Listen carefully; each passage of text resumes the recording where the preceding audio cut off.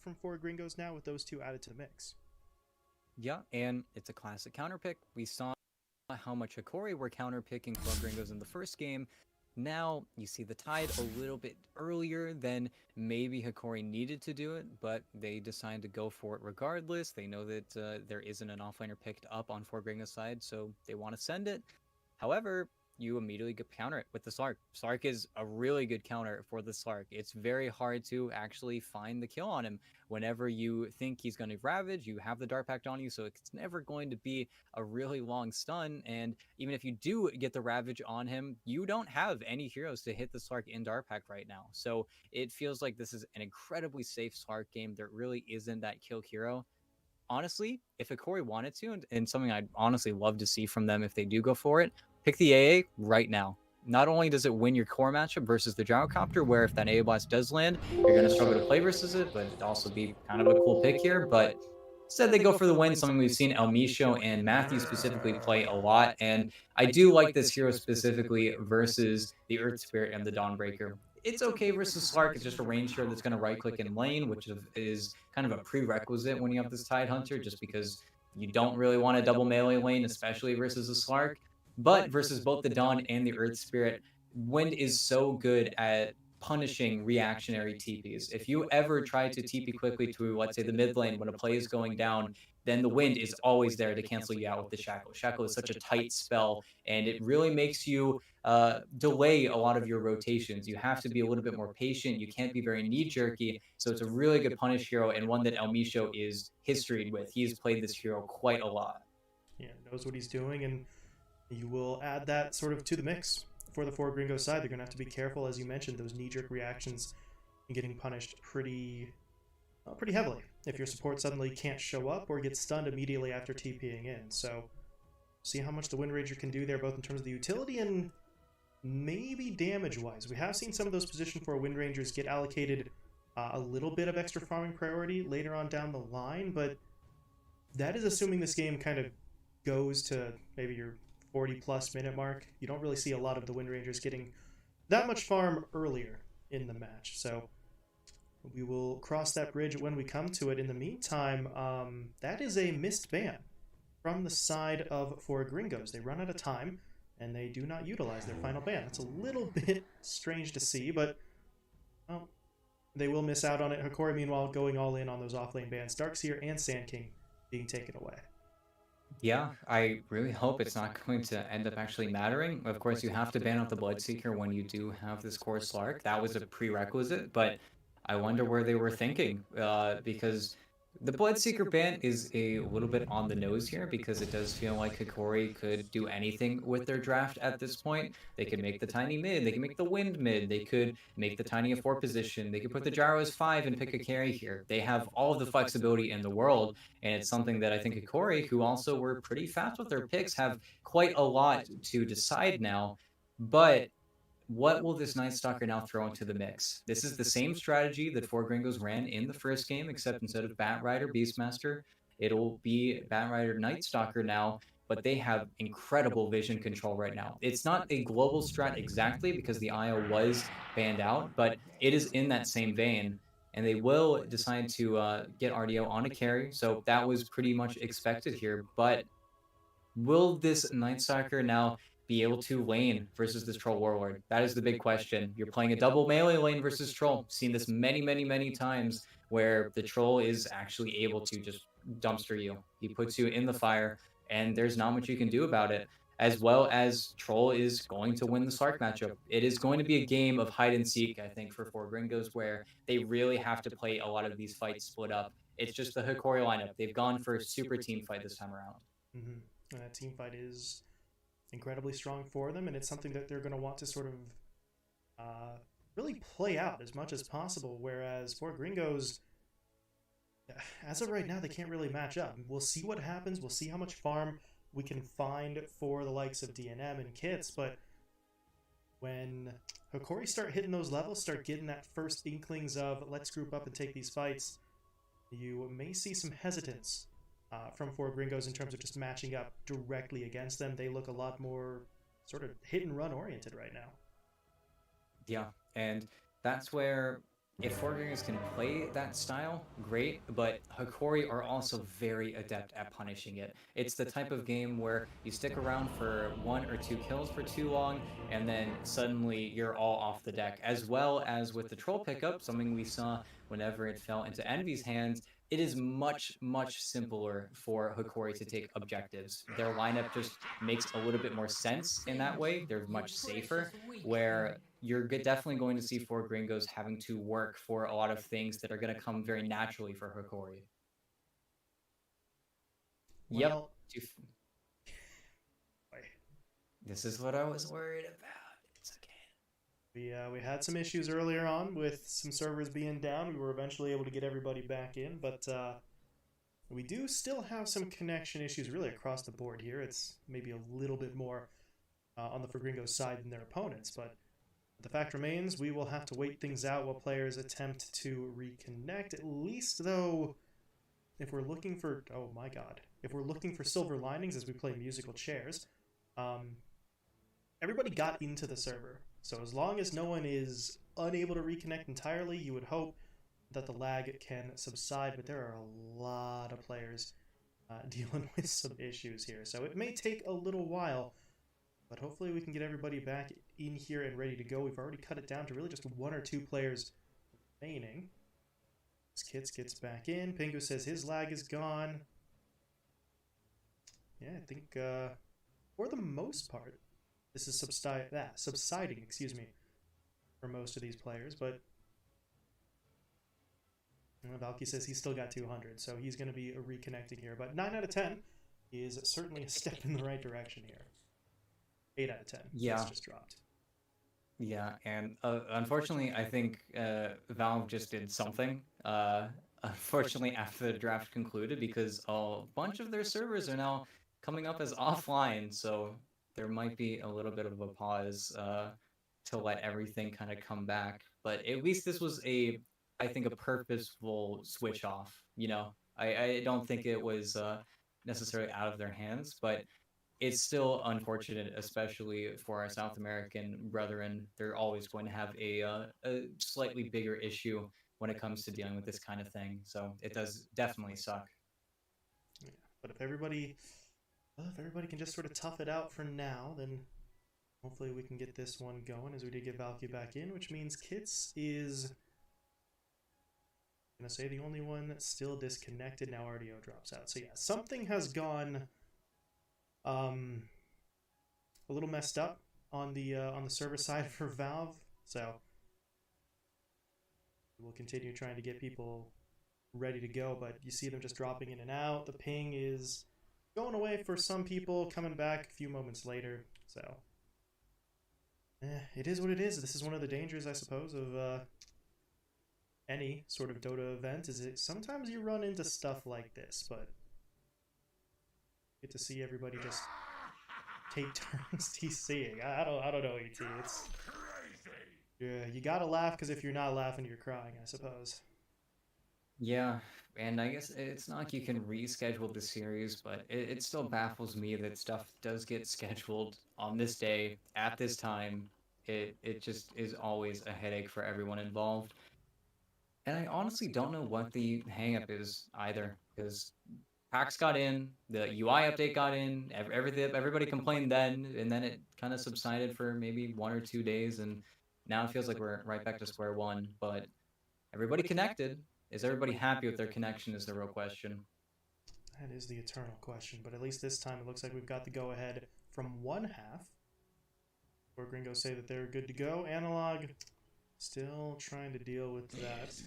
Or maybe he's not personally. Okay, now he is, as he is going to be DCing. So slowly but surely, we narrow this down. One side has everyone back in. They said that they're good to go, and now it's down to Hokori to try and get themselves ready as well. Of course, they are the team from the sort of South American side. I think this is being played on USE, so they may have a slightly bigger issue with ping compared to their direct opponents right now. Yeah, and they're back in the server, but I feel like we're still going to be playing that waiting game where there are going to be quite a few pauses, but Here we go. G has been called, but Right. fingers crossed. Fingers crossed.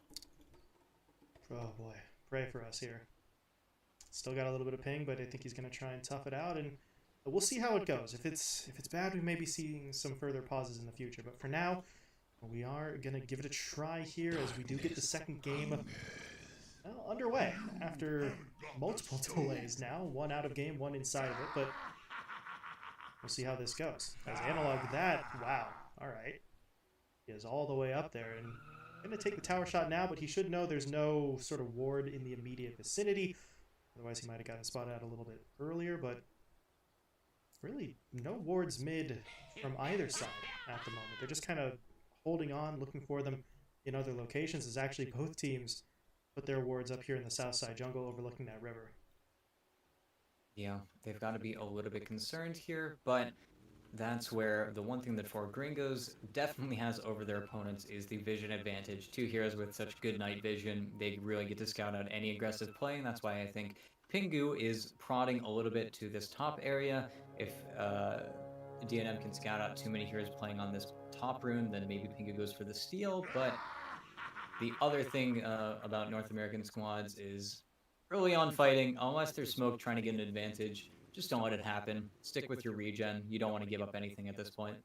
Yeah, such an intense sort of emphasis on the lanes going kind of exactly the way that they predict. And if you show up to lane with half your regen missing, then it's hard to sort of hit that prediction. So, yeah. I don't know. Every region has their tendencies, and NA just really does not like to take that risk to go for a first blood play that sure is valuable, but if it costs you a worse time in the next 5 to 8 minutes in the lane, then a lot of the times they feel it's just straight up not worth it. So, see how things play out here. Hokori did drop down this very sort of northerly ward all the way up top, so they've got a lot of vision over the lane itself. If Pingu, though, continues sort of working out from the tree line down here, then that vision's not going to be spectacular for them, but it at least gets them sort of constant eyes on the Slark even underneath his tower. In addition to that, just giving El Misho the confidence to hit some of these power shots where this hero is always going to be obnoxious. It's also very unlikely for Pingu to actually hit that D ward, even though I think both sides. No, Pingu was able to block out this large camp and actually gets his own camp that he's able to pull up right now. But it is just to play with that little bit more confidence, and unfortunately, El Misho is going to figure out the camp situation, and it is not a happy spot for him to be in. He is trying to sort of be as disruptive as possible here, but doesn't actually have the power shot or the shackle yet, so there's really a lot he can do directly to Pingu at the moment. So, El Misho returns to the lane. He can get a couple of right clicks in. This is always one of the benefits of the Wind Ranger. You do, maybe not massive amounts of damage by any means, but you're always going to be able to harass, and now see Vitali coming in with the gush. This duo can get on you fairly quickly, especially once the levels get up. If that shackle ever does latch long term, then someone like the Dawnbreaker is going to have to be a little bit more careful with the positioning, otherwise could be an early death for them. For now, though, not really going to see too much here. DNM wants to farm, the Tidehunter wants, obviously, as much farm as he can get, but the levels on the Tidehunter may be more important, so really not going to see much from the cores. The supports will duke it out a little bit, but don't really see them doing much other than just sort of stealing these camps away from each other, as El Misho was able to prevent that pull. Yeah. It's a boring lane. It's a lane that DNM is going to feel a little bit more pressure in than some other lanes. I think Slark gets picked up versus Tide in the long term. In the short term, it is very hard to make these double trades, especially having the Blightstone on El Misho. That's why we didn't see a point up in the Essence ship until level 2 there, but it'll be fine. It's just going to be the bye. Meanwhile, down at the bottom lane, a lane where maybe we see a little bit more action, especially once we start rolling around towards that nighttime, as, you know, you have Valky and Giant here, Earth Spirit and Night Stalker, a duo that can maybe make something happen, but not right now, which is why Gardic made a nice play pushing in, forcing Giant to roll back. That means Valky is pretty far forward by himself. He'll now lose the courier, and with Ardio coming in for the slow into another rocket barrage, Valky did have to be careful. He's not going to be taken down. Giant very nearly falls, but back up in the top lane, El Misho actually ends up getting it picked off there. The Slark jumps in with the Pounce and the Dark Pact, and well, we said this lane was going to be kind of boring, and for the most part it should be, but DNM is able to sort of slide his way over helps his team pick up first blood. Yeah, and I think unfortunately for El Micho went for the boots of speed, so didn't have that second courier coming through where it feels like, oh, okay, I've got my second courier, I get to full regen up, maybe I have a little bit regen for Vitali in the meantime, but you go down because you get greedy for these boots, and it's a pretty unfortunate situation for him, because that is gold that will be well spent on both the Dawnbreaker and the Slark, and if you start losing or falling behind on levels, that's where this top lane does get very annoying for Vitaly to stay in, and that's where a simple rotation from kits, even though you can't lasso the Tidehunter, you can definitely burn him down. Look at that rotation from 4Gringos. They have Giant come up to protect the more southerly water rune, while Pingu takes the one to the north. So they're absolutely not going to let this Tiny really get much. Analog didn't even go for a bottle in this situation, but no reason to let him get anything. We saw what happened in the previous series. Gunnar, in back-to-back matches with the Tiny, got off to an early start and just completely rolled the game in his team's favor. So 4Gringos straight up not going to let that happen if they have any power at all to prevent it. So you take your supports out of lane for a little bit, but both the Slark and the Night Stalker were honestly just going to be okay for all of the 30 seconds that their supports were missing. Yeah, the only thing you gotta be a little bit worried about is for the second time here, we didn't see any emphasis on blocking each other's small camp, meaning, of course, that Kits has a incredibly good timing on this Boots of Travel. It's 5 minutes in, and he's already only 1,000 away, and he's been stacking for himself as well. This is going to be a really quick timing, and that's where the Troll needs to be very careful. He's been getting a lot of solo XP, but this bottom lane is definitely going to be the first strike, I think, that 4Gringos are going to try. Yeah, if they can get that level 6, if they can rotate down, and especially if they could somehow get in a window before RDO hits his Battle Trance. I don't think that's going to happen, but it could still work to their advantage even if the Battle Trance is there. Valky could hit him up with a silence before he gets the chance to pop it, but right now Valky, he's actually just got to try and get away himself, but that homing missile is really going to lock him down, and he's going to get rooted as well.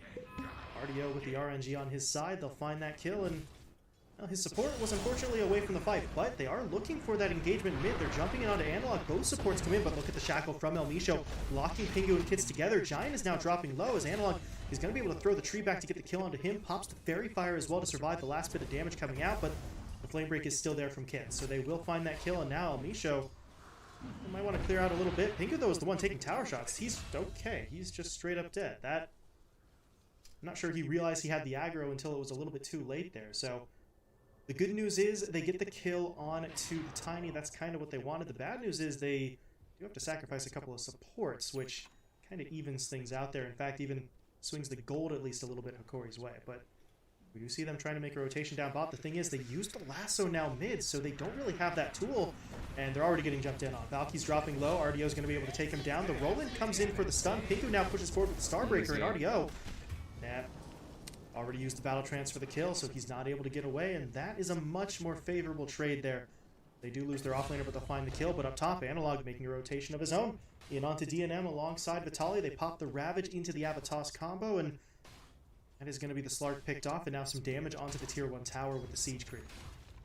Yeah, it's a really quiet play, but really well done in the top lane. Just not letting them have any reaction time. Wasn't able to cast either of his spells. It was just really well played and well positioned. If he gets even a few seconds there to react, and they even had a ward scouting him out, but just playing a little bit too close to that tree line and gets picked off. But that's where I think Hokori are really going to start to pull ahead, because even though Kits did just finish up his Boots of Travel, you are playing on that hard timer still. Once he gets a few more levels, once he gets to level 12, as a matter of fact, it does feel a little bit better for you when it comes to the lasso, but that's where the Blink Dagger being finished up on Analog is going to feel incredibly disruptive, and he is also making an incredible timing. It's going to be another 9-minute Blink Dagger. Yeah, he's going to have that one up pretty damn quickly. Meanwhile, Gardic gets himself rolled into in the river. Homing Missile is going to create enough separation, apparently, for him to get away, but this is the thing for 4Gringos that I'm kind of interested in moving forward. We've seen a lot of movement from Pingu and Giant. They've done a lot of maneuvering around the map.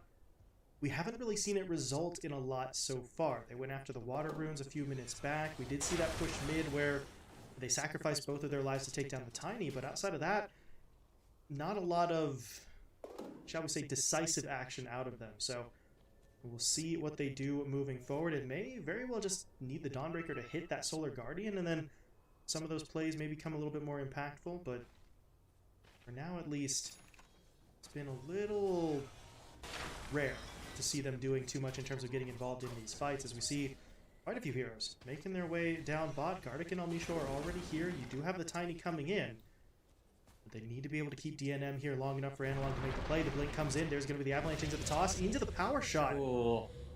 That was big. I don't think they had the damage without the power shot coming through. DNM, he actually, yeah, he did survive the Avatos because he got the Shadow Dance off, and then doesn't do much to protect against the power shot to the face. So that is a big one for the Hokori side, and now Analog with that 9-minute Blink Dagger, starting to feel quite a bit more aggressive, looking for more opportunities. Yeah, and it's just, there needs to be somebody in front of this Lark. The reason the DNM goes down in such a fashion is because he is trusting his hero. He's relying on the vision that he's getting at nighttime, but that's where Invis Runes, smokes, little advantages that come from being blind are giving them a lot of these nice early kills and more. Pingu taking so much, but there's the shackle though to keep him locked, even though they don't have the damage the first time. Well, we talked about it in the draft. Almisho on this hero, he is always able to sort of make something happen, even in situations where it maybe doesn't always look like it. And he has set up now for back-to-back pickoff plays. And if you're 4Gringos, well, what is your response? There's a haste rune up on the Bat Rider. You've still got the Boots of Travel, so you could close the gap and look for a fight. This Dark Ascension will be popped. Giant, meanwhile, well, he tried to make a move, but the Shackle is immediately going to sort of shut that down. Or maybe not. He's going to roll his way forward, still getting onto Almisho. Hits him up with the slow as well into the pounce. So they should be able to at least find this kills. Pingu snipes it out with that hammer throw, but, well, I don't know, actually. I was going to say you use the Dark Ascension. That is a pretty long cooldown, but other than that, that wasn't overly expensive. It's just maybe not on the most valuable target. And maybe they get a freebie here on Gardic, but unfortunately, you get to use Dark Ascension right at the beginning of daytime, so you are not going to feel the impact of this Night Stalker for a while here. I think that's why Valkyrie is copying Mu a little bit and going back for the Meteor Hammer, but even more so, they are still struggling to get a lot of these objectives where, again, your Slark is not the best tower hitter, neither is your Bat Rider, and it just feels like Hokori are running away with this match a little bit, but nice lasso. They need the follow-up damage, though. Here comes Giant rolling in. DNM wants into the fight as well, but at this point, their focus is way too split right now. If they want Analog, they've got to go in for him. The Ravage does come through, though, so Kits will fall. They get Analog, but it costs them Pingu in exchange. It's 2 for 1 so far, but they're still looking for the fight. Almisho, however, with that focus fire, is really just hammering away with the damage. DNM has to fall back, which leaves Giant really just alone in the middle of 3. Almisho will take him down, and that is too expensive. If you're 4Gringos, sure, you get the kill onto the Tiny, but you lose so much more in exchange. Both of the supports and Kits taken down, and really, a play like that should not be allowed to happen. Vitali, there's no blink, there's no anything. The phase boots is really the best he has movement-wise, but he was just able to walk in because that fight took so long, and 4Gringos were preoccupied by the rest of the lineup. Yeah, and that was a 4v4 engagement where RDO is farming, doing whatever he wants, while, unfortunately, for 4Gringos, your farmer is Valkyrie, who is not farming because he wants to, but because he is not a hero during this timing, and, well, punished. Jump in, toss back, quick and easy kill. Analog finds it. That leads them right back into that push onto the tier 1 bot, and, well, Hokori, after losing game 1 and after that lengthy break in between matches, they are not messing around here early. 7k net worth lead, and Pingu's now been caught out mid. Almisho, though, as well as he's been playing, he do not have the damage to do this by himself, but he's not going to be by himself for too long. Vitali and Analog are trying to make their way in. Pigpull is being used to get Vitali into position. The Solar Guardian, though, was deployed, but it's not really going to matter. Pingu could not get himself out of that in time, and now the TP from Kits is canceled by that Shackle shot. And realistically speaking, he has nowhere to go. He just has to sit in the middle of all of this. He's trying to make a break for it, but the Firefly will wear out, and RDO's going to pick him off, and they find that kill right by the Roche pit, so they waltz their way in, and they are just stringing kill into objectives, into Roche. It's just all coming together for them right now. Yeah, and it's what their lineup is so disgustingly good at. That's why people like the Troll. It's so easy for them to make these calls, and there's not much that you can do if you're 4Gringos. You have to wait a little bit longer You just finished up an Echo Saber. You need a BKB on your Batrider, really, before he could show his face in any of these engagements. And I think that's where the draft starts to fall apart a little bit, especially with Valkyrie going for this buildup. It's great. It felt really nice whenever Mu was able to get it in that first game, but he got it first item. He was not messing around at all. He wasn't messing with an urn. He wasn't messing with boots or a stick. He bought a Meteor Hammer, and then he had it for another 5 to 10 minutes where Valkyrie is still working on his. And I think that's where the objectives have been so slow for them to grab in a situation now where you went for this Meteor Hammer on Valkyrie, but this isn't your BKB Phase Boots Echo Saber Night Stalker. This is going to be a hero that has a Meteor Hammer, but when are you going to get a chance to use a Meteor Hammer versus a Tide Hunter? It's where the team fight is, again, something that 4Gringos are not going to be ready for. The next nighttime is going to be incredibly important. If they're not able to get this mid tower, get some more aggression going, then I think Hokori could totally snowball this game out of their reach. Yeah, the window is one that is very apparent to both sides for 4Gringos right now. So we'll see what they can do. Valky's moved into position. The Meteor Hammer is there, so might just be able to take this tower before we sort of hit that nighttime anyway. But even if he does get this tower, it's a nice first step, but they're going to need so much more than that, and they need, honestly, everything. They need DNM to be farming, but they also want him to find pickoffs. They need the Batrider to do something similar. They need Valky to be further along in the itemization, but still find picks. So all their cores need to simultaneously find farm and still find kills, and you're looking at a Hokori lineup that's still sort of standing behind RDO, who's got that Aegis up for a few more minutes, so just not really sure where those opportunities are going to pop up for them. Yeah, and unfortunately for Hokori, their opponents are doing exactly what they need to do. They're being very obnoxious here, pushing in both these waves. Once Glyph is forced out, it really does force Hokori to actually go back and value their opponents a little bit, which is something that now I think Valkyrie is doing a really good job at. He's been very obnoxious. He's playing the Meteor Hammer. He's doing what he needs to do. If they can get this top outpost, it'd be great, but that's where if the smoke whiffs, that'd be huge, but unfortunately... Giant's gonna get hit up there. Almisho starting it off again with the shackle, so Hokori are quick to get in there for the kill, and it really feels like they're finding everything they want whenever they go looking for it, really. The second that they push in, somebody is out of position, too far forward, or in that instance, maybe just trying to get a little bit of vision, but Hokori just keep on punishing. And the larger issue is that while Hokori were forced to pop their Glyph to get the aggression off of their bottom tier 2 tower, without Glyph, these tier 2s are incredibly vulnerable, and that's where Kits is trying to set up onto the Troll Warlord in the bottom lane, who they think could be relatively isolated, but he is simply not. If Kits isn't careful here, Almisho is perfectly scouting out, and they see him. There's a shackle locking him down. RDO's going to try to find a way through the trees, looking for the kill. There's going to be the battle trance activated, and Kit's going to get rooted up. Giant trying to roll in, but he rolls directly into Almisho, who's going to just sort of block his path, and they get cleaned up. Kit's falls, Giant dead as well, and Hokori, they're just not missing a beat right now. RDO finds those kills and then goes right back onto the tower. Yep, and you're able to get a mid-wave going as well. They're trying to split push so hard on the 4Gringos side, but their heroes aren't really made for it. So they're playing very far behind the 8 ball here, and this is their moment where they're supposed to be strong, where they can maybe make some more plays that they otherwise shouldn't be able to, but they are actively avoiding the fight during their nighttime situation.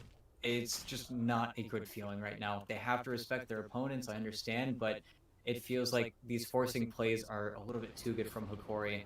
It really is all or nothing, I think, when it comes down to it. It's BKB, it's getting one more item on DNM, and then finding the fight. And, well, unfortunately for Valkyrie, everyone's here already. Down once again. They catch him sort of just trying to creep cut, trying to go in for that Meteor Hammer. And you mentioned earlier, you know, it's nice that he was picking up, but how many opportunities was he going to get to use it? He tries to force an opportunity there, and he is quickly caught out. They did have to TP in heroes to find that kill, but now... yeah, now they know the Night Stalker's off the map, so they can just move in. Giant's going to get locked down. Another shackle from Almisho, and I mean, this is getting more than concerning at this point. Concerning was maybe 5 to 8 minutes ago. Now it's just a massive problem, and I don't really know on the 4Gringos side, what is your immediate solution? You still need to find farm on some of your cores, so you're not ready to start fighting back right now. Yep. For 4 Gringos to win this game or even get a foot back in this game, it's all about this BKB timing, but more so than that, they need to find this Tiny. If they knew how alone Analog is right now, they would be able to make this play, but Analog is actually the one trying to kill Kits, and he broke his TP, so his bat's going to be on the run for a while here, but it's just for a while here. He is almost assuredly going to go down, and yep, Elmisho again. Elmisho just calling his name over and over again. 2-2 and 13 now on the Wind Ranger. He's just been involved in almost every single play, and I don't know. It's just at this point, 4Gringos, it feels like they're getting staggered now as well. Their heroes are getting sort of picked off, and not in any sort of team fight attempt, just multiple instances of them being alone or close to alone across the map and just getting punished. So if Hokori can keep on finding those kills, if they can keep on making sure that 4Gringos are 1 to 2 sort of heroes down at any given moment, then, well, eventually you have to assume that they're going to feel the confidence to push for that next high ground or start setting up around the Roche pit. We're about a minute and a half away from Roche respawning here. Yeah, the only way that 4Gringos get back in this game is if they start finding targets to cast their ultimates on, whether it's not Oh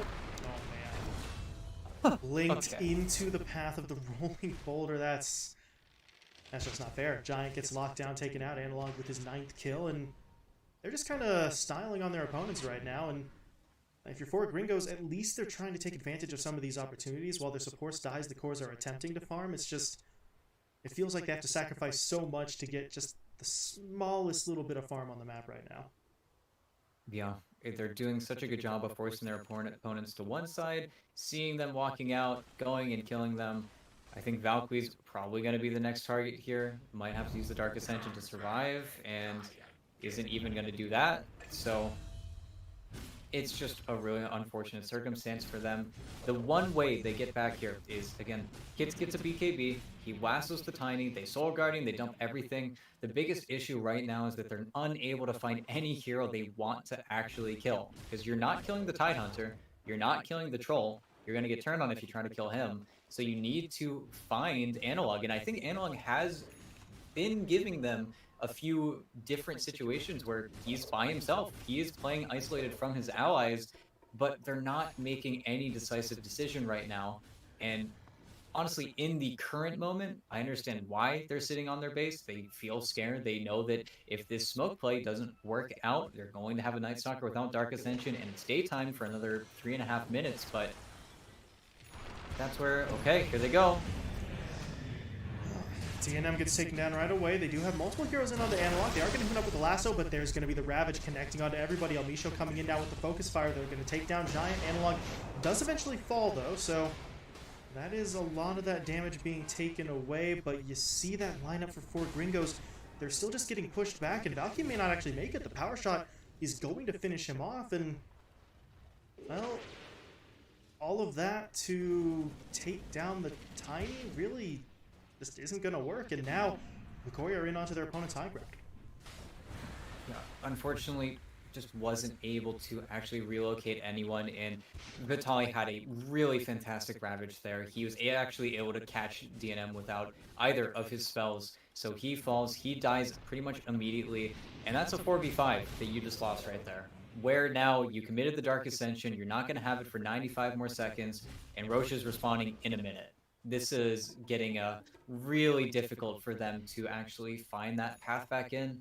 I think all they can do at this point on the 4Gringos side is push in that bottom lane, try to get the creeps over on that tier 2 tower, catch Analog once more before he has this BKB, and then the game can even out slightly more. But if they don't find this Tiny, again, their targets are so slim. You're either killing Elmisho or you're killing the Tiny. Anybody else either doesn't matter or is incapable of dying, and they're going to try for Vitaly, but they shouldn't. They should just give up on this play right now. And yeah, they do. Trying to ignore him, looking to push into the river instead, but that is going to run them into RDO. They're looking for the kill into Gardic first, though, and they may be able to get it, so the Gyrocopter will fall, but I don't know. Once these BKBs wear off, things are going to get a little bit rough for them. Elmisho now pushing in. And Yep, that's where things turn around. Giant goes down, Valky dead, Kits will go down as well, and Pingu, well, maybe he can make it out. Misho's looking for the shackle. Never mind, Analog's in there first with the Avatos. There's the shackle to follow it up, and Pingu will be taken down. And the wave is right here. Roche is going to be responding in a minute. DNM's going for the split push play, trying to cut their wave, but it honestly doesn't feel like it's going to be enough. That was a good try, but when Kits has to pop his BKB as early as he was forced to, even if you make it back towards your vision that even Hokori didn't care about, they just were like, okay, sure, you have that ward up there, but we're just going to walk away from it, walk around it. You just lose the fight immediately, and this is at least going to be 2 racks without any contention, but the bigger issue is, yeah, the game's over. That's the big problem. It's a smart decision, though. I don't think they had a path back in here. Just getting hit hard so early on and really not having any sort of response. They were just constantly getting battered around, and you see the results. At a certain point, there was only so much they were going to be able to do. The quick GG called, and Hokori are able to tie up the series there at 1-1. Yeah.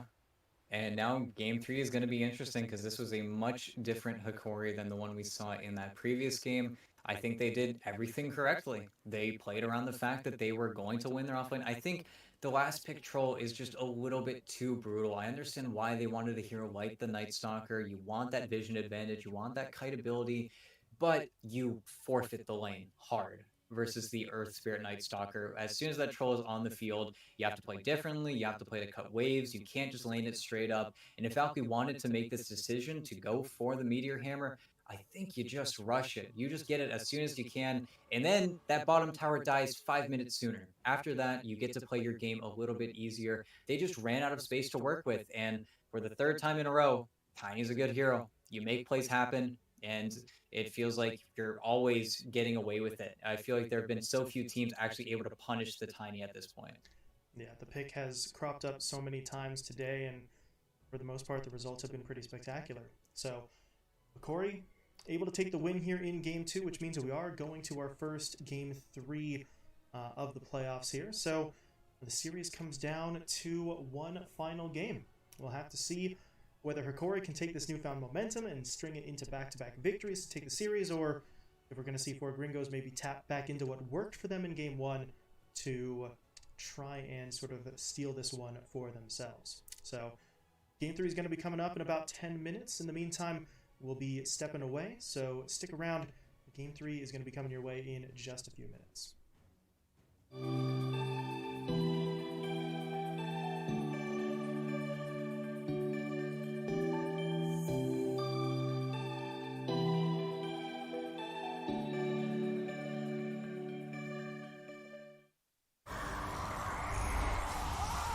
There's this really long history of using games as a benchmark for AI. When you look at the game of Dota, there is 10,000 plus variables every moment that your system has to take in. The AI learns in a very different way than humans. It plays against copies of itself many, many times off in the cloud. We basically trained this one system continuously for 10 months. And in about a month, we're going to play the winners of TI. I guess that's what leads us here. Best team in robotics versus the best team in the flesh.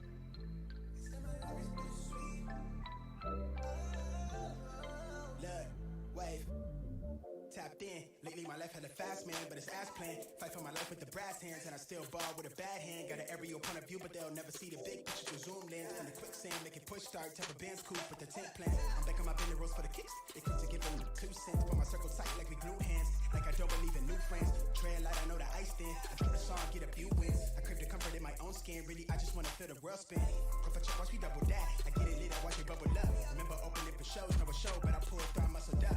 Now the label one fuck with us. I spin the paper, let them know what's up. I figured I be really honest something, cause the jealous niggas give a subtle love. Crazy, they hella shaky on that really, but that's fake. Shit see through the shade, shit they so unstable. That way, and I'm a wanderlust, I'm really going all the way to places. Never thought I'd take it all off the phrases, but I can't get no sleep. Landing in the weeks. Life is bittersweet, I can't really explain it, but it's everything I need. At least for now, I think that everything might be alright, okay, yeah. I can't get no sleep. Landing in the weeks. Life is bittersweet, I can't really explain it, but it's everything I need. At least for now, I think that everything might be alright, okay. These days I get replays, blue faces, how I decorated the loose page. Remember how I used to serve the plate, clean the food tray, working 8 to 4 from Tuesday through the weekdays. Hustle evenings at the stool off Highway 92 in Haywood, always running just a few late. Tucking a new game, back to the crib and I color in new ways. With a new blade, but the budget tied me down like shoestrings. Collected the loose change, those were the days that made me. She on my line like a beacon, she could've swore that I was cheating. Be honest, I was barely breathing. Chasing the life how I wanted it, knowing that you was all that I need. Puzzle that all of the pieces that fit like a glove, you sit it right in front of me. How I don't see it. Hit up the Brody to vent, like thought tonight, take it easy. Am I young or something, or am I reaching to be validated? Instead I get told from the parking space, but it would feel like I could have a vote for the ominous faces to all that won't save us. I thought the ground was for the breaking, look like it's all overrated. Yeah, like it's all overrated. Like it's all overrated to me. Like it's all overrated to me. I can't get no sleep, landing in the weeks. Life is bittersweet, I can't really explain it, but it's everything I need. At least for now, I think that everything might be alright, okay, yeah. I can't get no sleep, landing in the weeks. Life is bittersweet, I can't really explain it, but it's everything I need. At least for now, I think that everything might be alright, okay, yeah.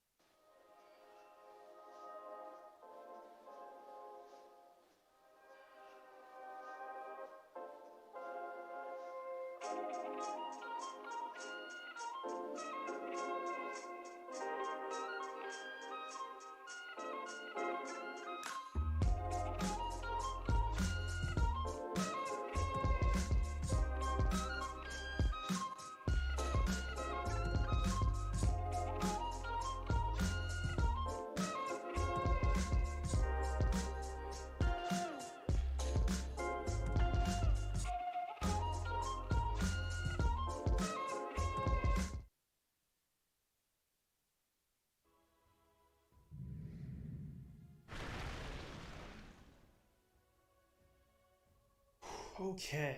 Hello, everyone. Dear sweet Lord, it is good to see you. We are back. We had another excellent round of issues with Steam and the game coordinator and all sorts of stuff going down on us, but it does appear we are now finally ready to get this third and final match of the series and the final match of the day underway here. It's Hokori versus 4Gringos, again, in case you forgot, in all of that delay, playing one final match here to determine which of the two squads will be advancing to round 2 of the lower bracket. So with that in mind, we finally got an ET, fingers crossed that everything stays that way as we are getting this one started. Bane and Monkey King on the one side, sorry, and Tiny on the other. I just hope that as soon as the game actually gets started, everybody doesn't have any lag issues, but hopeful dreamer. But yeah, Bane Monkey King versus Tiny for what feels like the second time in a row. But Monkey King was a fantastic answer the previous game where, of course, the Tiny did end up falling to the hands of Ardios, so we might see Hokori already going for a changeup, but for the fourth time today, Tiny. It is a really strong hero, a really good hero that everybody's going to want to get their hands on, but nobody feels comfortable enough to ban. So I think this hero is really going to start getting shifted in a bunch of different positions, but Hokori get to run it back one last time. And as you said before, we saw RDO played in the last game. Not really sure they're going to be feeling too comfortable with that. So if they're forced into it a second time. So the Tiny, much more likely to probably bounce between that sort of 2 and 4 position that we see from it usually. But it's just, it's really too good of a hero in most circumstances. So Hokori, as you mentioned, get the chance to sort of run it back, maybe get a little bit of redemption after game 2 went kind of rough for them. Or excuse me, not kind of rough for them, kind of rough for their opponents. Getting my sides mixed up here, but we'll see what Hokori can do. Meanwhile, the Beastmaster coming out with the second pick for them. Yeah, and I'll be honest, I like that they're going for the Beastmaster. It's a hero that lanes all right versus the Bane, but it's a hero that they can afford to pick up here because they've already seen the position 5. If you pick Beastmaster when the 5 isn't on board, then randomly you get Enchantress, you get CM'd, and then suddenly your hero's not a hero, and you feel really sad. But that's also where we're going to see the Beastmaster versus the Monkey King matchup.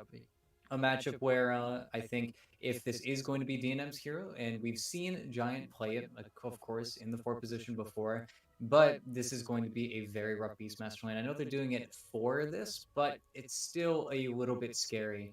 But I also like that with this first pick Tiny, I think Analog is not much better Tiny necessarily, but I think Tiny really gets to flex its muscles on the mid lane more so than the safe lane, even though teams are definitely going to experiment, and we'll probably see it many times going forward.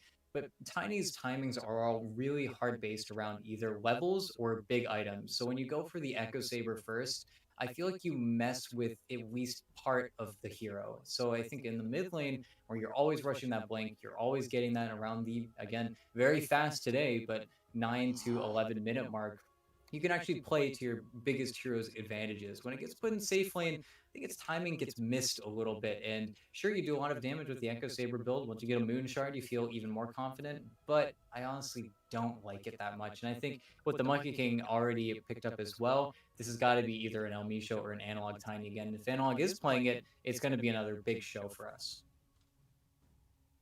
Maintaining that flexibility with the Tiny pick, that's honestly kind of what the hero is all about with those early pickups. So we'll see where they look to put it. In the meantime, they are taking aim at, well, initially some of the offlane positions there with the Tide, the Brewmaster, from what we've seen Gunner sort of play it at, drifts in between, and then more of an emphasis on the middle lane with the Queen of Pain being taken away. So both sides really still not 100% sure about that mid matchup. We were talking about the Tiny potentially going there, but can't be too sure, so both sides still looking to take some of those more powerful players away from that slot.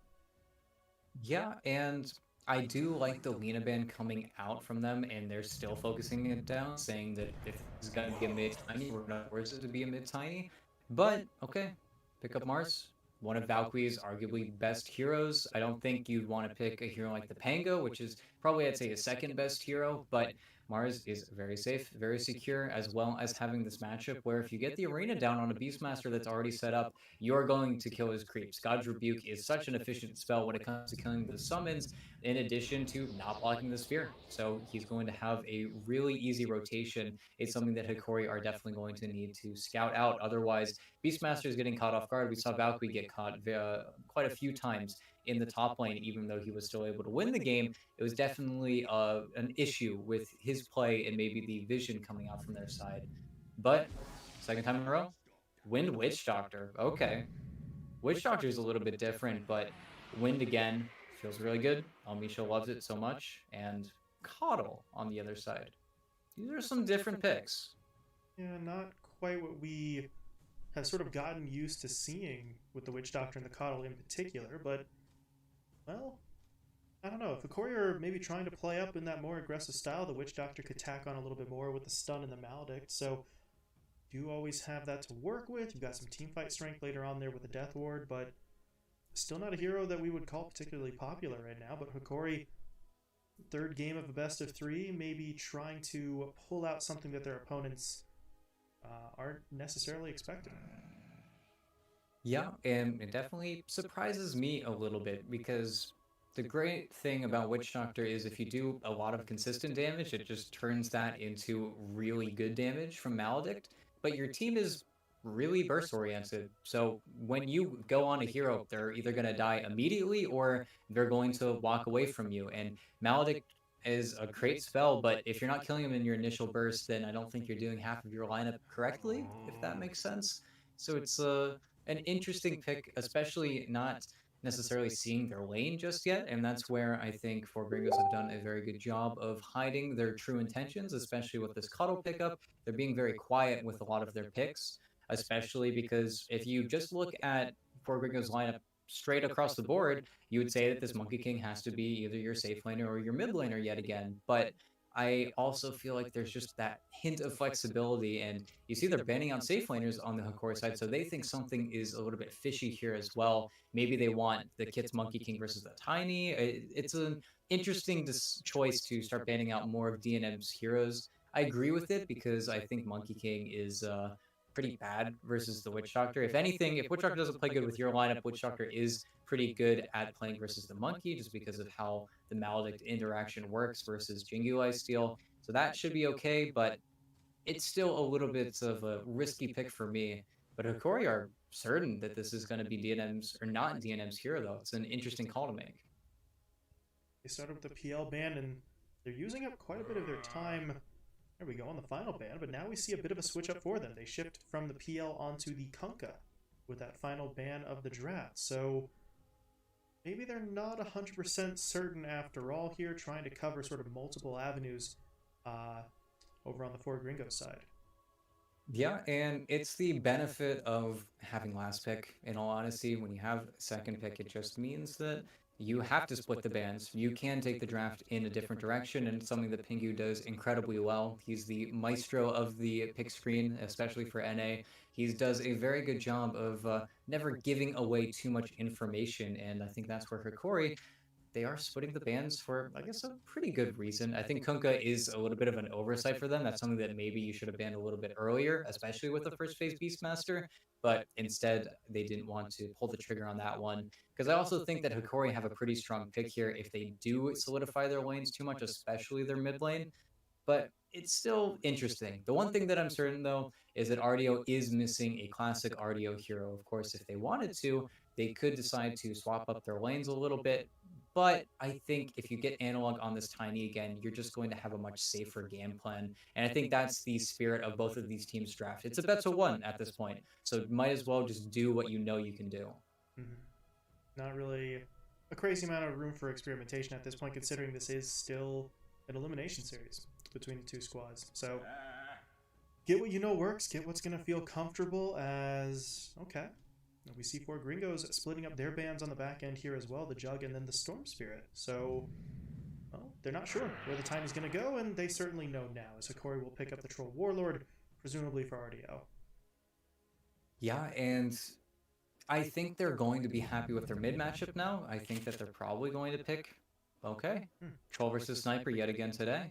But I think this does mean the kits will be on that Monkey. So it is Monkey versus Tiny mid, which is a pretty even matchup. I think at the end of the day, I think Monkey King is the classic counter, maybe in patches of old, but Tiny is really able to ignore you, I think, for a lot of the game. And if you do invest too many skill points in your laning abilities, then you fall behind pretty hard on farm, as well as it just being a melee mid laner. So when it comes to those rotations, it's much harder to snowball the lane on this Monkey King. That's why a player like Thompson hasn't touched it in a very long time. It just strategically is very difficult to pull off in your rotations. While they're very, very fast, it usually isn't enough. It doesn't need quite as much farm as some of these other mid laners that people try to pull off in that same place, but they picked it for the lane. They're going to run the lane. It's an interesting choice for them, but we'll have to see what Kits is able to do.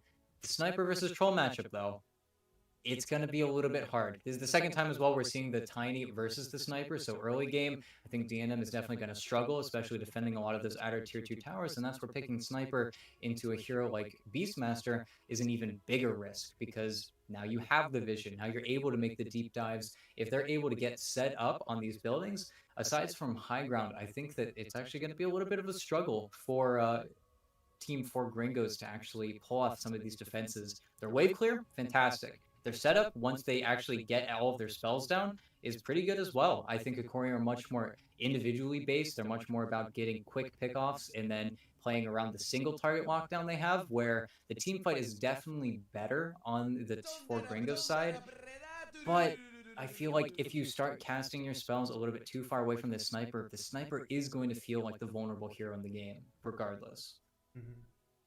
Is always the sort of threat or risk you run running that Sniper. If you can maintain the distance, he is fantastic, but the second that someone is able to close that gap, all of a sudden you're still Sniper. You are not very tanky. So we shall see just how well 4Gringos can defend that Sniper, because, well, I mean, in most circumstances it feels like the fate of the game may very well depend on it. So we shall see what they can do here as we do get this final game underway.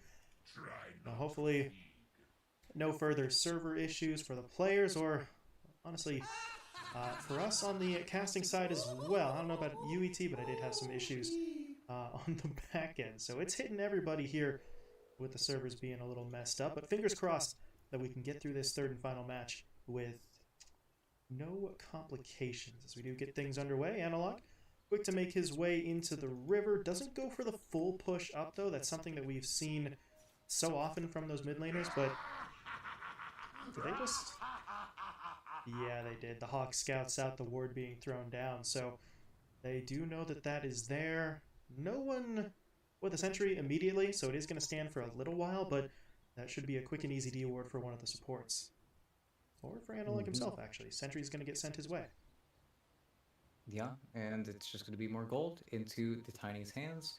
I think both teams are doing a relatively good job of keeping their small camps defended. I think that's why Analog sent out this sentry as early on as he could, as well as Gardic heads up play in the bottom lane, getting their D ward. I think he just had a glimpse of the Coddle placing it. You always want to play with an observer in lane for the same reason that the Wind has one up in her lane. You just want to have knowledge whenever it comes to actually hitting those skill shots, especially heroes that are going to be a little bit greedier and hiding in those trees. But too many of those illuminates start to connect, it can definitely become problematic, but that's where Gardic is just really on the money. Yeah, he'll just take that away right off the bat, even sort of patrolling in that tree line just to make sure that no one had set up in there initially. So, got to assume Giant will probably head in there at some point, but just trying to make sure that there's no sort of sneaky, maybe early tri-lane attempt for first blood, and not really going to see that now. RDO, well, he's just able to sort of sidestep that Illuminate. It does force him out of the lane for a moment or two to avoid that damage, but overall, they're not really going to be able to hit him up too much. Valky can get him with the Rebuke, but not much more than that. Yeah, this lane is slightly more pressure than the last two times we've seen Troll, but this is also a, you know, not a complete last pick Troll, so it makes sense he's going to have a little bit more difficult of a time, but otherwise it should just be him farming, and then maybe needs to be careful once they hit level 2 on the 4Gringos side, but until then he should just be able to get all these last hits, no contention. is going to be having a decent time for himself. Meanwhile, up top, you see Pingu playing pretty forward on the Bane. First point up in the brain sap, so he's looking to trade out some damage, just be as obnoxious as possible here against Vitaly and Almisho, and they kind of need that. If the Bane can play forward, that's going to give DNM a lot of sort of space to work with and get himself going here on the sniper without things like Almisho's right clicks, things like the boar coming in to annoy him. But that does mean Pingu is going to have to be very careful of his positioning. If he gets hit up by the boar, when Almisho sort of hits that second or third level and puts a point up into something like the shackle shot, then the Bane becomes quite a bit more vulnerable, but for now he's just trying to sort of play that trading game. And there's really not too much. Vitaly does need to be careful, but I think level 3 is where you really see them go for the crazy plays, but I guess Pingu, that's a nice wake up.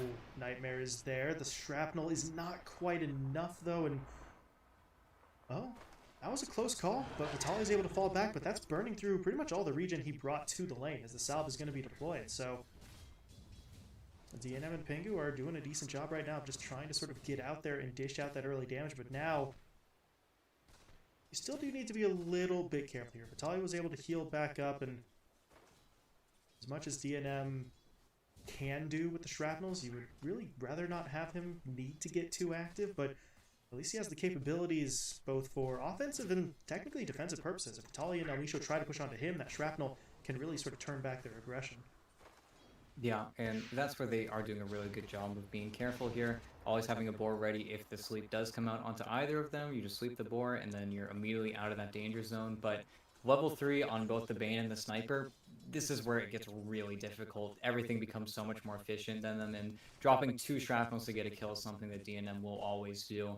And they're not even really able to get a lot of these last hits here. They're really underneath a lot of pressure. All of the denies that Vitaly has currently are from him killing his own boars, just because trying to keep as much farm out of DNM's hands as possible, but you're always going to get very farmed with such a safe lane as Bane Sniper. DNM doesn't have a whole lot to be worried about at the moment. Meanwhile, mid, Kits and Analog, having a little bit of a fight there. Analog goes in for that Avatos combo. Kits was able to get the Jingu off, though, so heals himself up a little bit. Salve popped on him as well, and this lane in particular, we have seen a lot of matchups today where the mid at Tiny just kind of pulls a little bit ahead. Kits trying to sort of bring an end to that trend here, and so far he's at least relatively keeping pace. The only thing, though, when Tiny hits level 6, he can maybe start making some of those rotations. When Kits hits level 6, I'm not entirely sure if he's going to have that same impact, maybe outside of picking up some power runes. Yeah, I think more importantly, you're just going to shadow or mirror Analog as much as you can, because it's going to be a Tiny. He's going to outfarm you. There's not much you can do to really contest him. Getting Jingu stacks is great and all, but it really doesn't stop him farming. That's why you already see a little bit of a divide net worth-wise, but a big dive bottom. They have to lose Valkyrie, though. They at least get the first blood bonus going their way, as Giant was able to strike first, but yeah, the loss of Valkyrie is... well, it's not ideal by any means. Core for support is the trade-off there, and RDO now can just sort of sit here in this lane for a little bit. Giant is going to try to stop him with the Illuminate play, but that's only going to do so much. But I don't know. This early on, I don't think RDO is massively going to outfarm Valkyrie in the time that he was out of the lane, but you take a look at the numbers to this point, there is an advantage starting to form for that troll that, realistically speaking, I'm not sure if 4Gringos can directly do anything about right now. You still need a little bit more on that Mars. You need that arena before you really look for anything overly ambitious. Yeah, and that's where, as long as you're able to get a decent amount of XP, it should be fine. I'm surprised Giant has taken as much levels as he has, and unfortunately... yeah, he does. Okay. Just puts Almisho under with the Nightmare, and then right-clicks him to death. Now Vitaly's in some trouble as well. The Brain Sap is going to drop him low, and the DNM with the Shrapnel does the rest. So a clean sweep up top, 2 kills, no casualties, and that... it feels like Hokori didn't quite show the respect that they needed to the damage output on that other side, or maybe the lockdown more appropriate, as the Bane actually just gets that first kill with Nightmare and right-clicks. And now they might look for another. Analog wanders into it. Almisho's coming in, though, with the Shackle Shot at the ready. They could find the latch here that could keep Analog safe. It looks like, though, he's actually going to be able to get out under his own power, and Elmisha will then use the wind run to clear out as well. Yeah, and it was really unfortunate. I think a big reason Pingu doesn't press the issue further is that Analog does have that illusion rune right next to him, so it's not like he can't wake himself up. And Giant's also going to throw a Solar Bind onto him, but it's just a level 1 Solar Bind. There's not really any pressure you can do, but that's where the Tiny, it's a little bit more pressure on him, but he's still just able to farm. He just avalanche, tree tosses, out creep waves, and it's just Kits having to take it underneath the tower. Unfortunately, Monkey King, until you get a few more levels and at least a Jingu stack, you're pretty poor at clearing out these waves, and I'm surprised he's gone for as many levels as he had into the Jingu. I think he might want to adopt a more farm-oriented style, but here's bottom. TPing his way bot, looking to help out onto RDO. RDO, well, he has the ult now, he doesn't have the mana for it. He can pop the stick, but he's stunned up, so he can't go for it. Spear stun into Boundless Strike keeps him locked down. Kits gets the kill, and now Gardic is really just not going to be able to do a whole lot here, or maybe he can. The stun comes out, but the spear, yeah. Spear comes in from Valky on the back end. Kits is able to find the kill to double for the Monkey. And, well, that is a pretty fantastic rotation from the Monkey King. Something that wasn't entirely sure he was going to be able to do without a power rune to back it up, but he had teammates in the area, and it's just a simple TP to make that play. Yeah, and it's a really easy bait for him as well. You kind of get maledicted, you get a lot of damage coming out onto Valkyrie, and then suddenly Kits is already on the tower. Unfortunately, because he made that rotation, he did lose 2.5 creep waves in the mid lane, so there is definitely a cost for making plays like that, but he's also closing the net worth gap a little bit more in between him and Analog. Analog is going to be the winner, though, when it comes to the net worth battle. He's going to have another incredibly fast Blink Dagger. All of the Tinies today have gotten their blinks so quickly. It's kind of absurd. Taking the stacked camp here should not quite get him there, but it's going to be incredibly close. So, should only take Analog. Mid. Yeah. Really just the 1 or 2 more moments, and once he's got that blink, I mean, there's a lot of paths open to him. He could try to make rotations up to the top lane. DNM has already kind of taken some steps to avoid this, though, moving his way into the jungle, but no reason the Tiny couldn't go looking for him in that north side jungle as well. Could try to make rotations down bot, get onto the Mars a couple of times, so a lot of potential targets for Analog to work with here once that blink's online, and the Courier is bringing it out right now. Yep, and that's where the collapse on the top lane is definitely going to be the easiest play he can make. Nice ward from Pingu, scouting out the smoke as well, so they know that Analog is coming. I'd be surprised if Pingu actually let himself get caught here. But to the same degree that Analog is going to get very aggressive around the map, you're also going to need to see Vitaly scouting out for him. They can't really afford, it's the same matchup as we saw in the 4Zoomers game. Once Tiny is in, he is completely trapped, especially when the sniper decides to get involved in a lot of these engagements. Same with the arena. If you blink in and you're not killing your targets immediately, you are very prone to getting punished, and Tinies that fall behind are not Tinies that win typically. And look, they even break the smoke on Valkyrie, but they don't think they have enough damage for him just yet, so they give up on the play completely. They know how much momentum they can throw away if the Tiny dies just once in this game. And that is going to lead into a tower trade off there, tier 1. Finished off by 4Gringos. At the same time, though, Vitaly had spent all his time up top, as we often see the Beastmasters doing in that offlane, but he was able to get a tower of his own. So we're just going to kind of let that one even itself out. The question now for Vitaly is, where exactly do we see him go? He has the Roar, he's got that Helm of the Dominator up and running, so could continue to push out that top lane, be that sort of split-pushing menace, could see him start making rotations, looking for the fights. Speaking of fights, though, Gardic gonna get hit up down bot, but that spear actually didn't latch onto anything. He gets pushed back, sure, but not gonna be able to be taken down. Now Elmisha and Analog look for the return play, and Valky will be taken down, so we were just talking about the threat. If you go in and you don't get your target, you could get turned around on the sort of arena play, but once Analog realizes his opponent has no arena, he's just sort of all in for the kill. Yep, very simple, very easy play for them to make, and that's where I really want to see them make the counterplay on 4Gringos. Look at how good their vision is. If they can force the Tiny into a part of the map that isn't going to work, this is the second smoke that they're scouting out by pure virtue of Pingu getting his wards down at the correct time, meaning that now DNM is going to be fine. And if he doesn't make those plays, if he doesn't get that vision so deep rooted in Hokori space, you die. You get picked off. You get punished for it. And they're breaking. They see. Well, they tried. They get some damage on the Valky, but the important part of that is that that now keeps the Mars away from this push onto the tier 1 tower mid. So Ardio and Vitali are able to push in and claim that objective, and Analog may not have gotten the kill, but the distraction is going to serve its purpose. Yeah, and that's where I think Valky just needs his blink, and okay, they're losing a lot of heroes here. Roar onto Valky. Do they have the damage for this? Not with just those summoned units. They are going to be forced to back away. DNM, meanwhile, will go for the assassinate onto the Dom Helmed Creep, and it does get him 100 gold there, so it's not exactly not worth the effort. But at the same time, over in the bottom lane, Kids and Pingu were able to jump in on to Gardic, taking him down, but now Analog, bit of a drive-by onto Valky, who had not healed all the way up there after that sort of initial play onto him. So the Tiny goes back in for a second attempt, will find the kill, but now Kids is trying to get onto him. There's going to be that Avatos again, though, and the Monkey can't really go for it. But now, over in the east side jungle, Misho is getting hit up. The Fiend's Grip has to be committed to make sure he can't get out with that Wind Run, but they do manage to find the pickoff, and it goes into DNM's hands as well. Yep, and once DNM has this Maelstrom, you'll see him go immediately into that Ancient stack. It's really good Ancients for him as well. Getting double Black Dragon just means he's going to farm so quickly. And they know about this, so Hokori might decide to make some big rotation as soon as that stack is attempted by him.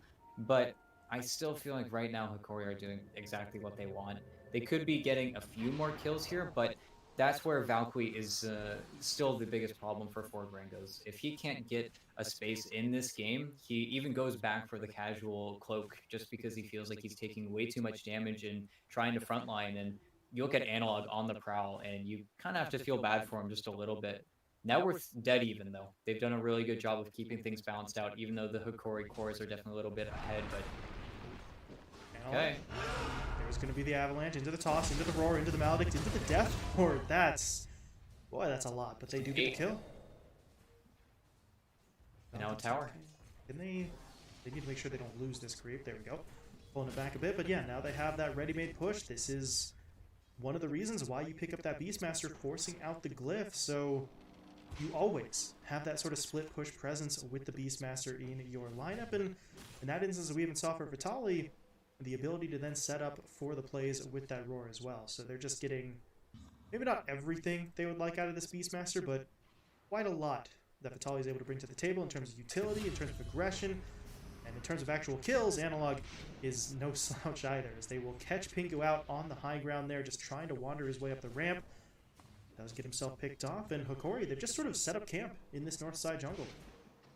Yeah, and I think the 3-man smoke coming out from 4Gringos is a little bit hopeful there. It's really rough to go where Hokori are able to get literally everyone, but the problem, again, similar to the Spark game, is that you can't really put that much pressure on the enemy team's towers, and again, Valkyrie is taking so much damage.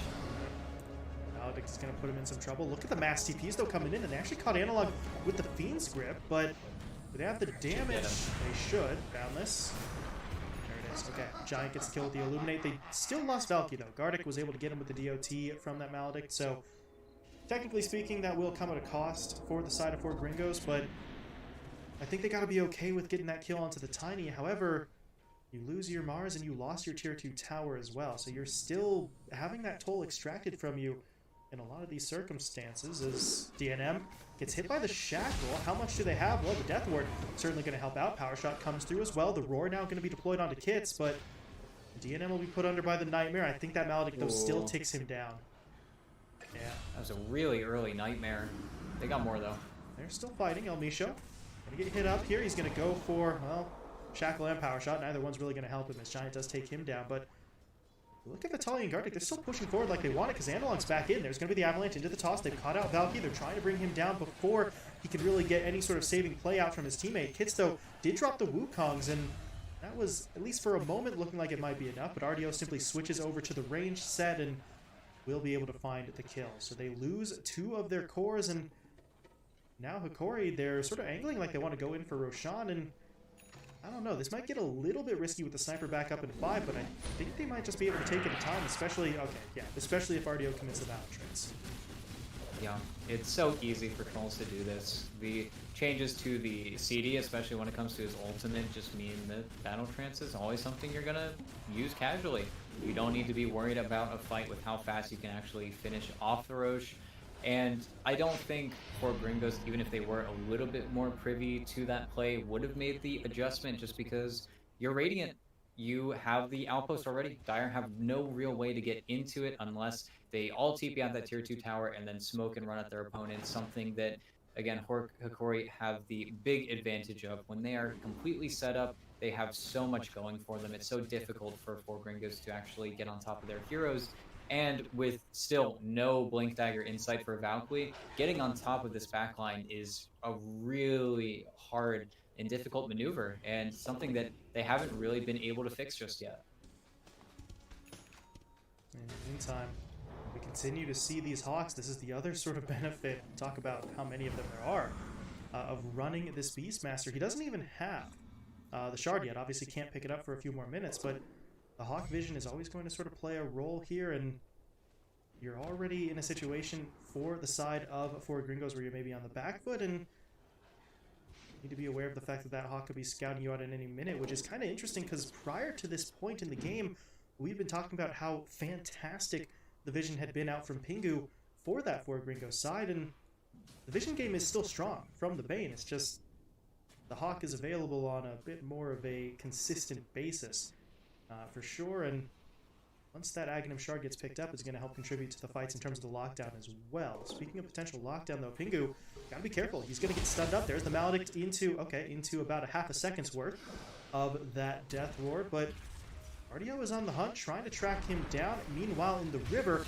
Analog pushes onto Valky. We'll be able to take him down. DNM makes it a trade at least, finishing off El Misho, but again, core for support. And going the way of Hokori there, and the good news, I suppose, if you're looking for some sort of silver lining for Gringos in that play, is that Pingu, despite being the first one to get hit up, isn't taken down. He's at least able to make his way out of the fight.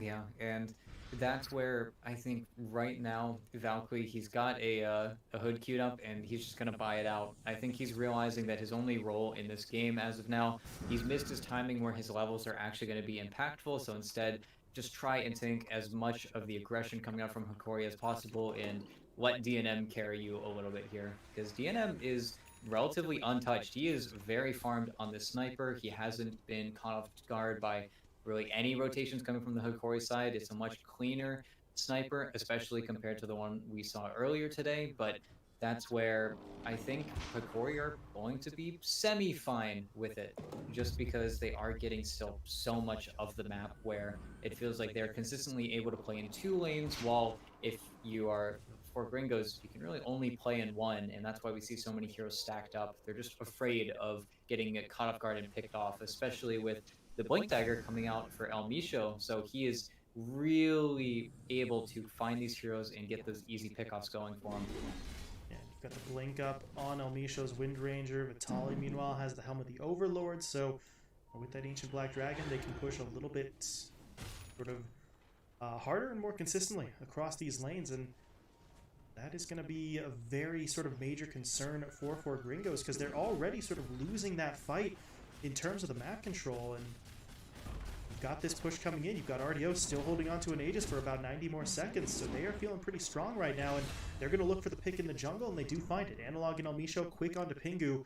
The Bane unable to get away this time, and now you see the forces scattering for 4Gringos. Kits is down in that southern tree line. Giants made his way all the way over to the tier 1, so it's not just the loss of the Bane. Now they've lost their opportunity for really any sort of immediate comeback. They'll have to regroup first before they can make any play happen, and while they do so, you see Vitali and RDO once again pushing for a tower.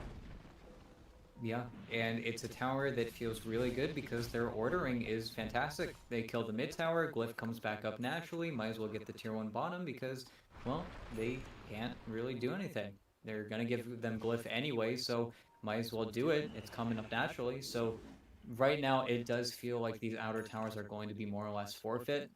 They're going to see the troll TPing top, so maybe they look for an engagement, but that's where, yeah, that and the decision to not get a Blink Dagger on the Mars is really going to kill a lot of their playmaking potential, and a decision that I think might come back to haunt Valkyrie just a little bit here. And that's where you got to be so careful. They're allowed to go out of their base a little bit here, but it's still really scary. And look at all the vision already placed from Hokori. If they walk out too far, they know what's going to happen.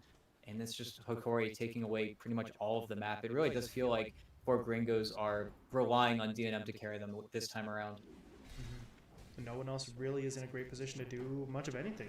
Kits, in particular here, really haven't talked about that Monkey King all that much. He's got an Echo Saber and not a whole lot else. He's sitting on one hammer, but that is not fantastic, and nothing else in the quick buy for him. So there's no imminent purchase coming out. And I mean, if the Monkey King isn't able to do much damage, then yeah, it all sort of falls on DNM's shoulders. But that brings us back to our previous point. We were talking about the sniper. He is all well and good if you can maintain that separation, but there's a blink on the Tiny, there's a blink on the Wind Ranger. So your ability to maintain that separation is questionable, but right now they're going to try to push their way.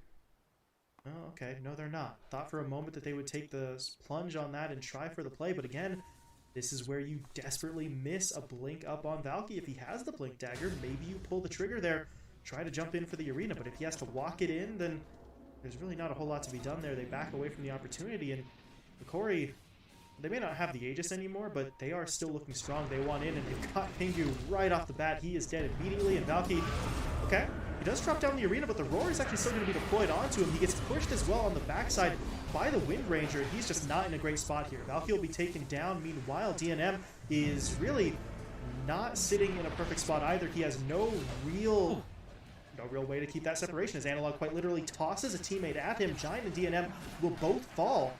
And now Valky, he's fought back, but he already used the arena on the first play, and yeah, this is just all going to hell. Pingu and Kits both taken down. Valky may very well end up dying a second time as he gets tossed back into the fight. The Spear Stun locks Vitali down, but that's not the hero you needed to be worried about, as that is 6 kills for Hokori at the cost of El Misho, and that is it. Yeah, they thought they could take the fight there, especially with the buyback on Pingu, but there was just no damage. They weren't able to stack the arena on top of the Coliseum, and really, without that, you're losing all of your damage, as well as El Misho doing such a good job hounding DNM, and without BKB, the sniper really can't afford to be up and on. They just call it. All right. Okay, they're sick of this game. Yeah. Wow. I mean, the frustration's understandable. We were all sort of dealing with it as well, with that massive delay in between, and honestly, I thought this game was maybe a little bit more salvageable for them compared to the relatively quick GG we saw from them in Game 2 as well, but 4Gringos, they did not agree. They were sort of on a downward trajectory at that point. They just decided to bail out. Yeah, and it is sad to lose them in that kind of situation, because it did feel like this game was salvageable. I think some difficult decisions had to be made there, especially from the Mars, but Hokori also just did a really good job of singling him out. It felt like Analog was really purposefully playing versus the Mars as much as he could, because you identify what your opponent needs and you take it away from them, and they did a very good job at that, as well as just having an incredibly robust lineup. There really wasn't a weak bone in their body. I feel like every single time they were making plays, they were successful plays. And Beastmaster versus Monkey King, I don't really like that they ended up putting this Monkey King on a core role again. I think DNM really made it work because Hokori ended up, putting RDO on that Tiny, so the matchup feels good right off the bat. But this is the second time where it doesn't feel great, and I think they actually got punished for it this time around. I think Kitsu, again, 3-1 and 4, he only died. His only death is the one at the end of the game, but it felt like, aside from that bottom rotation where he got a double kill, there was really nothing else he could do for the game. It just felt like the Tiny was the better version of his hero, and I kind of agree that it is. Yeah, it's just, too much for them to handle, really. At the end of the day, Valky just does so little there. Kits on the core Monkey King, as you pointed out, just kind of struggled as well. 3-1 and 4 is not bad, but not enough. Meanwhile, for Hokori, everything goes right. Even the hero that we were sort of looking at with some question marks in the form of the Witch Doctor, not necessarily because it wasn't going to work, just because it's not a hero we had seen all that often, but Gardic, I mean, he was everywhere his team needed him to be. He was setting up vision, he was contributing to those fights. 4, 3, and 8's a pretty spectacular stat line considering how long that match went on. So even on the plays where we were sort of scratching our heads a little bit, it all kind of plays out exactly the way they wanted it to. Yeah, it's a sad way to end the night, especially with all of the server troubles we had. But well, I thought Hokori personally were probably going to take the games. I'm just sad that the last two were such a different league than that first game was, where it definitely felt much more back and forth. Yeah. Second and third games very much one-sided as Hokori able to make it happen. So they will be moving on. They will await the result of tomorrow's matches to figure out who they're going to be playing. Because tomorrow we move on to the upper half of the bracket. We've got No Ping versus D2 Hustlers, along with Infamous versus Team Team. So since those are upper division or upper bracket matches, excuse me, no elimination on that front. Win and you advance, lose, and you drop down to the lower bracket. So not going to be saying goodbye to any teams tomorrow, but should have some high-stakes stuff. Hopefully no further server issues like we had today. That would be absolutely fantastic, because boy, when Steam servers go down, they really go down, ET. They don't mess around with that stuff. Yeah, it's just gone. The game's just gone at that point. It really is sad. So, but yeah, thank you for bearing with us, everybody. I know it must have been unbelievably frustrating. Trust me, it was frustrating on this end as well, trying to get through it, but we did get through it together. So that's what's important. Friendship and togetherness, and actually getting to play Dota at the end of the day sort of makes everything feel a little bit better. So thank you all so much again for sticking with us. We will be back in action at tomorrow afternoon. Same start time, 1 p.m. Pacific time, for a pair of best of threes from the upper bracket. For now, though, thank you all for watching, and we will see you tomorrow. So enjoy the rest of your evening. We are out. Goodbye.